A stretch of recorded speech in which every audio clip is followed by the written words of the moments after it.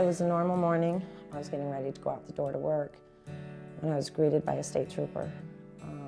The kids were excited knowing that there was a cop at the house, and I routinely thought it was a follow-up call from 911 the night before on some rowdy neighbors. And when he first said, "No, ma'am, please step back in the house," I knew then something was drastically wrong.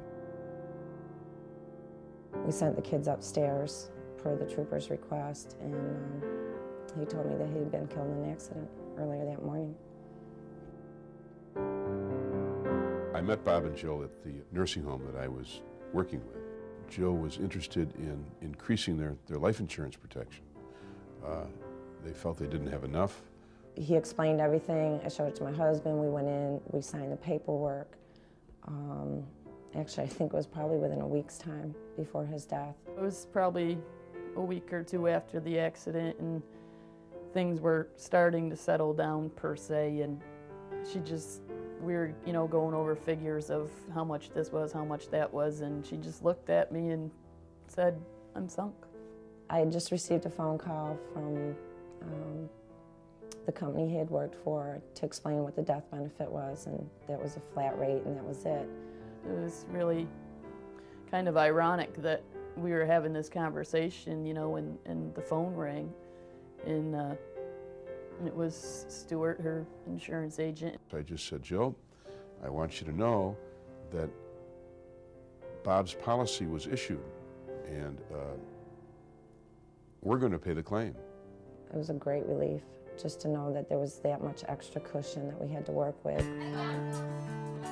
In my mind, everything would be okay financially. We would be able to have a place for the kids. What kind of animals are pinky in the brain? What? All right. Bob had been in the military for years, and they bopped around from here to there and just never really had a place to call home. Their dream of actually buying a home, making a home for the kids. And they had that dream. They were married for 15 years and kept striving for that dream, for that dream, for that dream. And despite, the tragedy that occurred, that dream still came true. The insurance policy did make a difference in whether I could work or not. It's been a good stress release for the kids.